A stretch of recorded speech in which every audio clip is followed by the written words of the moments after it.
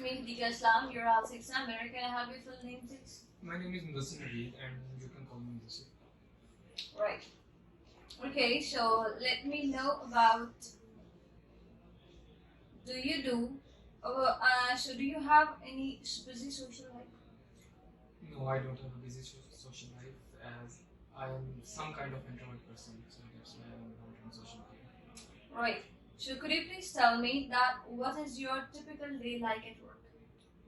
My day at work is I don't work, so basically my day I spend my whole day in my home and while resting or while playing games or watching television. Perfect. Does the weather affect people's lives in your country? Yes, weather do affect the lives of people in my country as there are 4 types of weather in my country: summer, winter, spring, and autumn. Summer is very hot in my country, and in winter